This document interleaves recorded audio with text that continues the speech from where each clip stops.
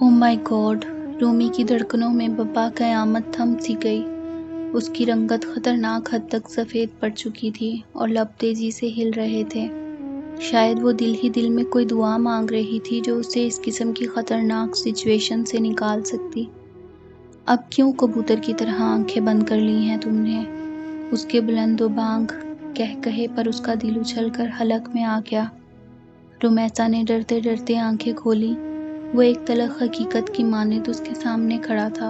उसने बौखला कर दाएं तरफ देखा। खिड़की का शीशा चकनाचूर हो चुका था और उसके ज़रात फर्श पर फैले हुए थे। तुम्हारा क्या ख्याल है? इतनी आसान मौत मारूंगा तुम्हें? उसका सर्द लहजा रोमी के हवास मुअत्तल कर गया। उसने थूक निगलकर अपने खुश्क होते हलक को तर किया। यूं लगता था जैसे वो किसी पुल सिरात पर आन खड़ी हो, जहां जरा सी लग़ज़िश पर एक गहरी दलदल उसे निगलने को तैयार हो। इतना बेवकूफ़ लगता हूँ तुम्हें? उसके मुतनफ़्फ़र अंदाज पर रुमैसा की पेशानी पर तफक्कुर की लकीरें रेंगने लगी। वो होंठों को सख्ती से एक दूसरे में पेवस्त किए बिल्कुल खामोश थी, जैसे किसी ने उस पर मंतर पढ़कर पत्थर का बना दिया हो।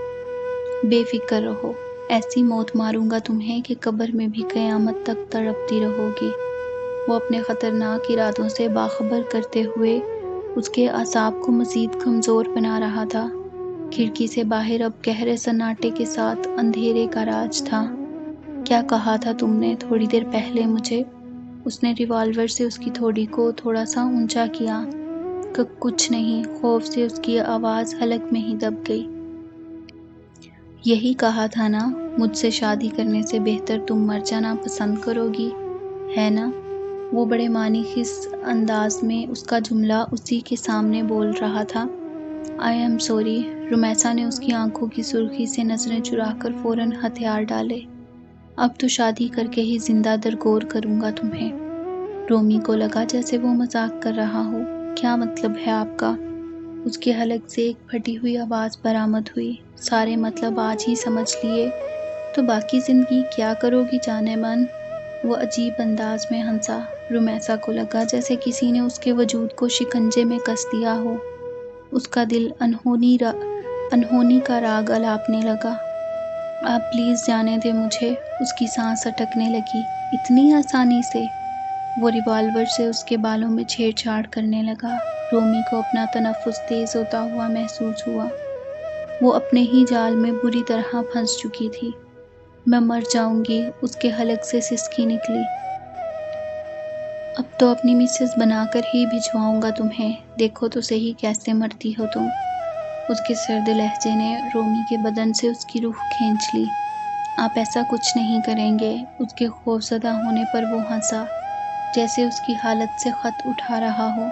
मैं देखता हूँ दुनिया की कौन सी ताकत रोकती है मुझे। वो इस्तहज़ाइया अंदाज से बोलता हुआ उसे सख्त घबराहट में मुब्तला कर गया।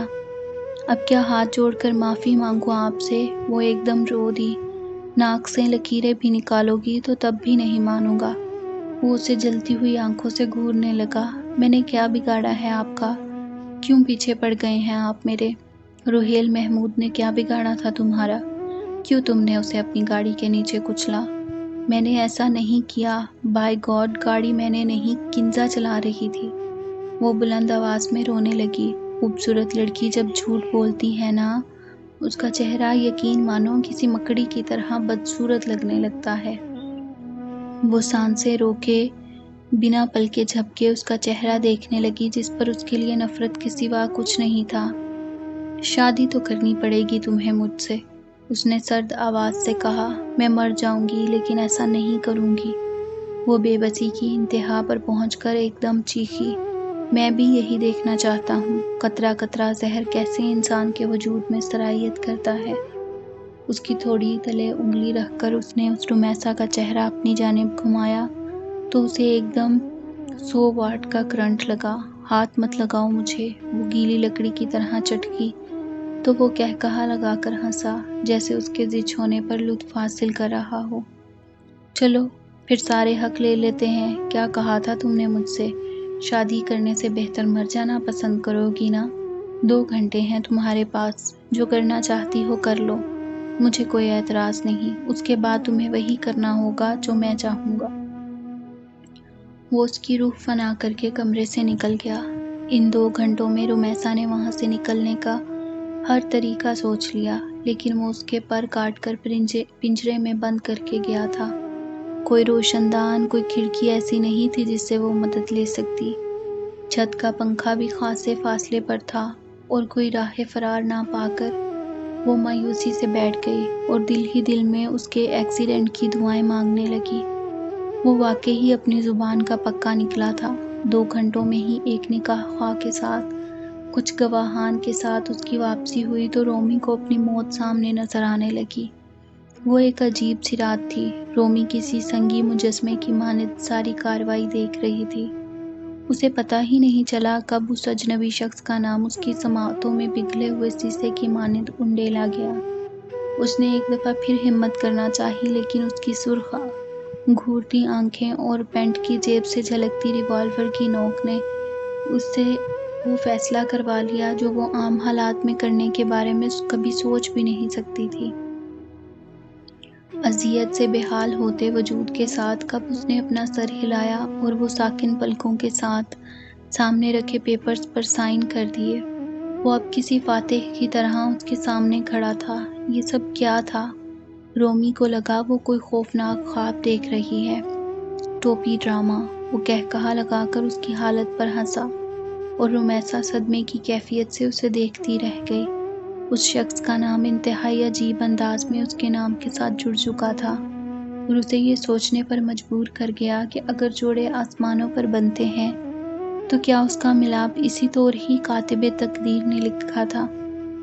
کتنی عجیب تھی اس کی قسمت، اور اس سے بھی عجیب تھا اس کا ہمسفر جو نکاح جیسے مقدس کام کو کھیل بنا کر خود ایک دفعہ پھر غائب ہو گیا تھا۔ وہ ابھی تک اسے سمجھ نہیں پائی تھی۔ شہرزاد کو لگا جیسے وہ کسی بند گلی میں آن کھڑی ہو۔ اس نے پورے 24 گھنٹے کے بعد انتہائی مایوسی کے عالم میں ہمزاد کا نمبر ڈائل کیا تھا۔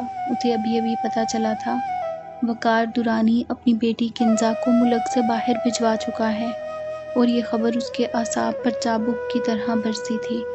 مسز قریشی نے اور اس کے تمام تر سورسز بیکار گئے تھے، کیونکہ جس وقت وقار درانی کا وکیل ان دونوں سے ملاقات کے لیے آفس آیا ہوا تھا، ٹھیک اسی وقت کنزا ایئرپورٹ پر تھی۔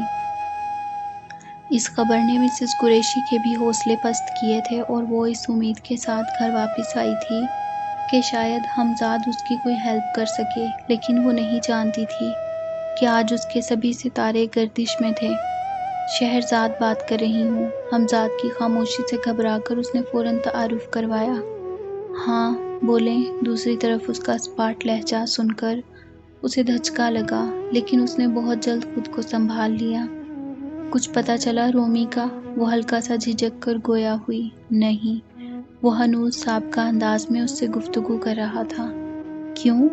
شہرزاد پریشان ہوئی۔ اس مرحلے پر وہ ہمزاد کی ناراضگی قطعاً افورڈ نہیں کر سکتی تھی، اور یہ بات تو اس کے گمان کی آخری سرحدوں پر بھی نہیں تھی کہ وہ معمولی سی بات کو جواز بنا کر اس سے خفا ہو سکتا ہے، اس لیے کہ میں بزی تھا۔ اوہ سوری۔ وہ سچ مچ شرمندہ ہوئی۔ دیکھو شہرزاد، وہ متحمل انداز میں گویا ہوا، تمہاری جتنی ہیلپ میں کر سکتا تھا وہ میں نے کر دی، لیکن اب باقی چیزوں کے لیے تمہیں میرا سہارا ڈھونڈنے کی بجائے خود میدان میں نکلنا ہوگا۔ اس کے جملے اتنے تلخ نہیں تھے جتنا اس کا لہجہ رکھائی سے بھرپور تھا۔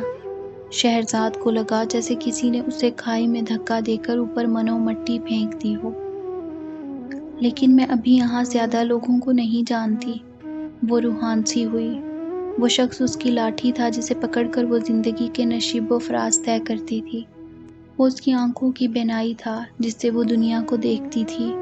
وہ اس کی سماعت تھا جس سے وہ اپنی من پسند دھنیں سنتی تھی، اور جب اس نے بے رخی سے اپنا ہاتھ چھڑایا تو اسے لگا وہ اندھی، گونگی اور بہری ہو گئی ہے۔ محبت نے اسے وہاں لا کر زمین کی پستیوں میں پٹخا تھا جہاں اسے سر اٹھا کر آسمان کو دیکھنے کے لیے صدیاں درکار تھیں۔